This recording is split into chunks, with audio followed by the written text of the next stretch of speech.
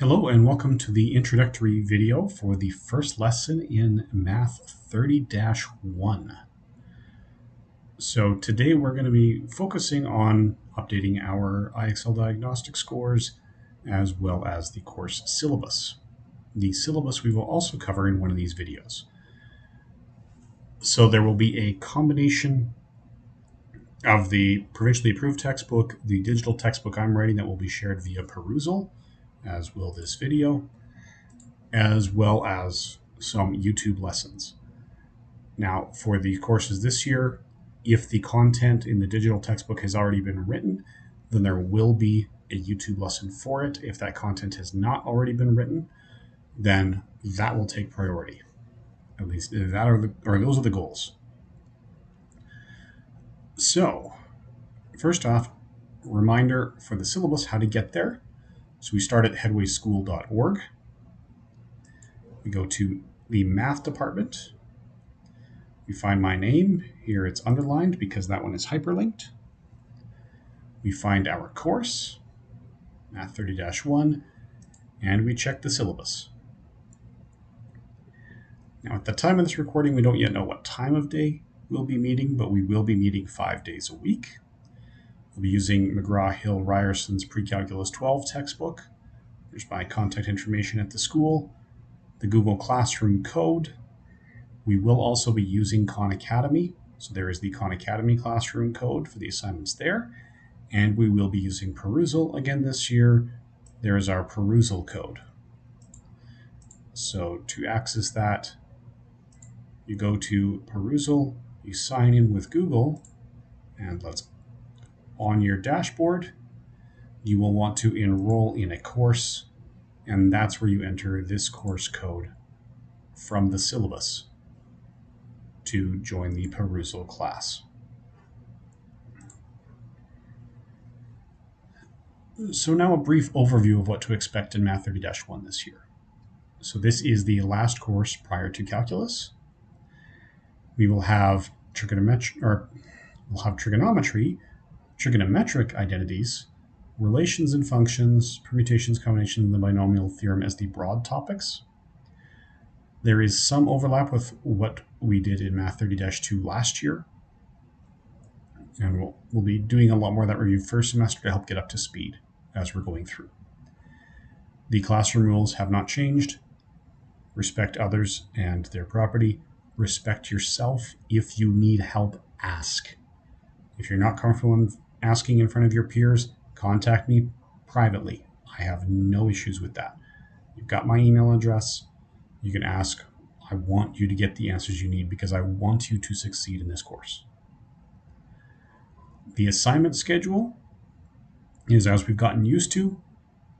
One day's assignment will be spread out, or one day's content will have assignments over the next 3 days.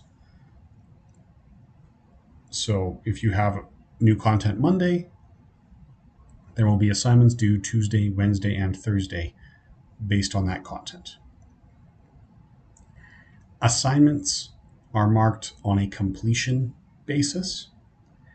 If an assignment comes in late, it will be accepted up to 2 school days late. So if it's due on Tuesday, it will be accepted on Wednesday or Thursday, but not Friday. And if it comes in on Wednesday or Thursday, there'll be a 50% penalty.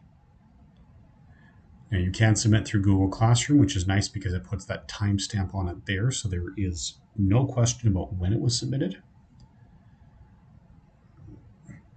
So with the academic honesty, it's a pretty typical policy. If I believe that the work turned in under your name is not done by you, you will have a score of 0, and there may be additional consequences as well. Now, this course will have 6 units. So the first 3 units cover transformations, rational expressions, radicals, and composite functions, and exponentials and logarithms.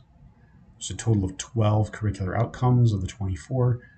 We'll do the midterm between units 3 and 4, and then for units 4, 5, and 6, we'll do the other 12 outcomes. There's a short polynomials unit, then 6 outcomes on trigonometry, and then we will wrap up with permutations, combinations, and the binomial theorem, which, as you may recall, is where we ended Math 30-2 as well.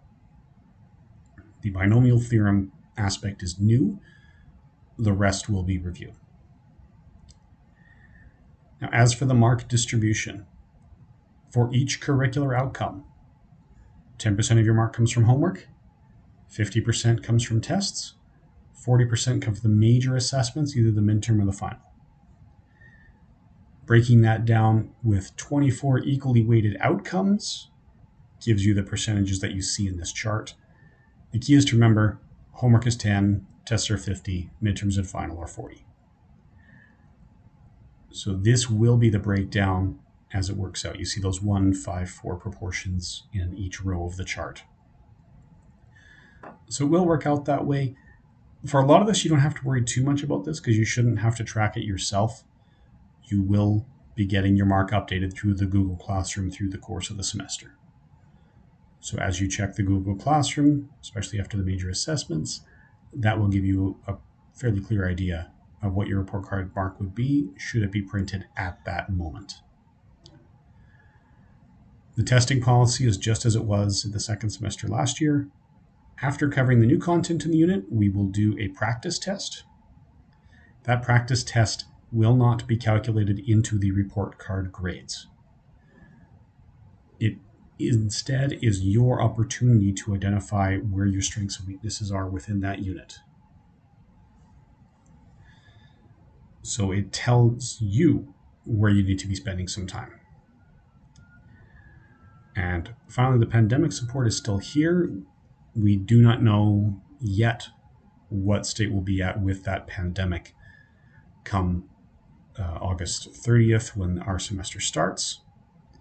We don't know if we're going to have a 4th or 5th or 6th wave. It depends on, or primarily on, people going out and getting those vaccinations. So please, if you don't have both shots yet, book them ASAP. Let's end this thing. So the course syllabus is not terribly unfamiliar to those of you who've had me as a teacher before. And the rest of our first class is going to be updating our IXL diagnostic scores. So we will do that on our own time in class, and that does not need to be a part of this video.